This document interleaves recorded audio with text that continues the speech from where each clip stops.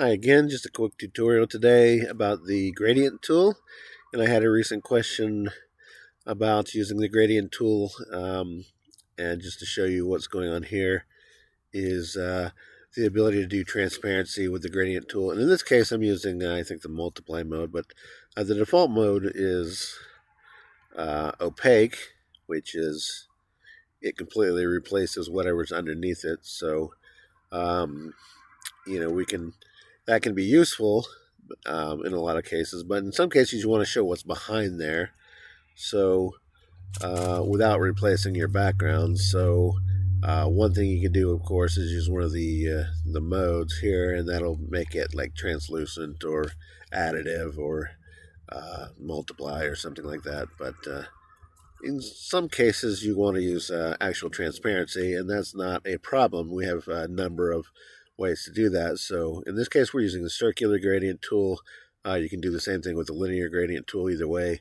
But we're going to go to here where it says gradients. Click on that, and this is where you can select some presets, but you're not limited to the presets here. So I'm going to click on, in either case, we can use the gradient editor or the sweep editor, and we can create some transparency for that. So in the case of the sweep editor, you have all these different channels that you can select: red, green, blue, and finally opacity. In this case, it's called the sweep editor because you just sweep over it and you edit it that way. So in this case, we want to just say make this where it's blue over here transparent. We just go down there, make that last little bit transparent. And if we want to smooth that out, there's a little button we can press, and as long as we hold that down, it will continue to smooth that out, as you can see there. But in this case, we just want it a little bit smooth. And now when we're going to go to draw that, we have that transparency in there. And you could do the same thing if you wanted the red to be transparent. You could make like a donut shape or whatever. You can make it in the middle, wherever you want it. Just like that. So that's basically how you create opacity. And as I said before, you can also do this with a gradient editor. Go here. And in this case, we're going to want to work with one of the presets, or we'll create our own from scratch. So I'll double click there to select the color we want to start with. Just click anywhere in here to set a new gradient stop. And in this case, we just want to change that alpha. I'll make it 0. And there you go. We have this fully or partially transparent, partially opaque gradient. So we can do a lot with this, of course. We can add more gradient stops to it. Not sure why that turned white there, but in any event, you get the idea. We can just continue adding new gradient stops to this anywhere we want, like that, and continue to create these things here. And then there is a third way. Oh, I did say you can also use this with the linear gradient tool.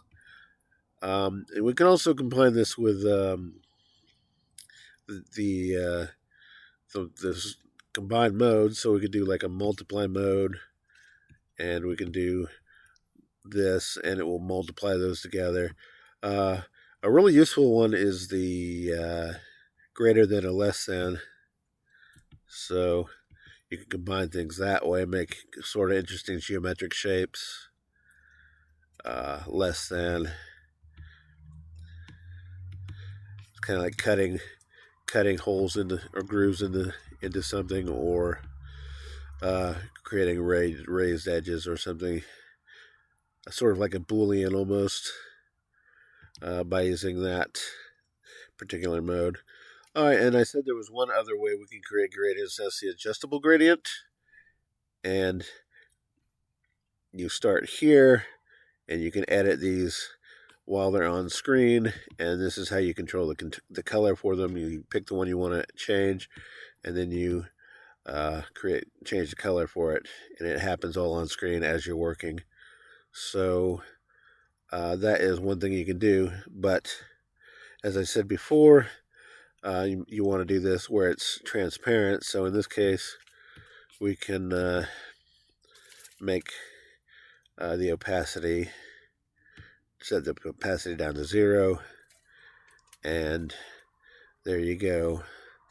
And we can continue to add as many gradient stops to this as we want, just as we did with the gradient editor, except for now it's all taking place on screens. So that is about the gist of it.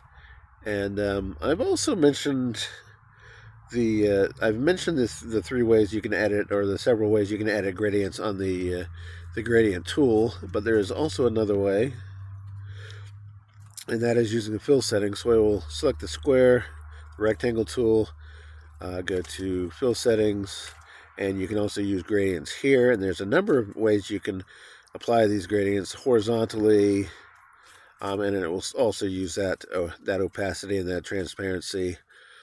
You can use it vertically, you can use it in a circular fashion, all while filling these shapes. And there's some warp modes, and you won't see the difference when you're in a square, but if you use like a circle or by the way, there's a filled shape that'll fill that in for you, that you can toggle on and off. But as a shortcut, when you pick these, there's a top and bottom part that is filled and unfilled. So as when you select these, you can automatically select if you want filled or unfilled, and that's a little bit of a shortcut. So that's something to be aware of. So as we were talking about the warp modes, you can warp horizontally and vertically, and both.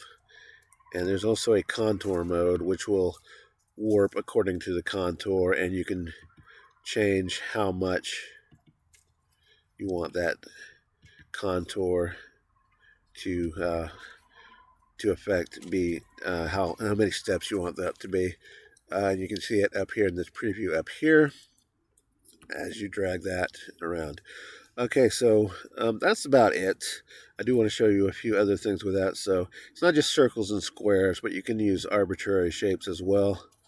So let's create a sort of a worm shape here, and we will select warp horizontal and fill selection. There's always a fill selection button whenever you have one of the alpha tools selected. We'll click that, and you'll see how that warps into that shape. And we'll do the same over here. And if I'm not mistaken, we can also use the fill modes for this. So modes can be like multiply, divide, screen, rub through, and all that sort of stuff as well. But let's see, I'll apply that, and you can see that, let's say I didn't change the warp direction yet, so I will warp vertically now, and you can see how that fills and warps vertically. And we'll do one more to show that contour mode. This can be really interesting for text.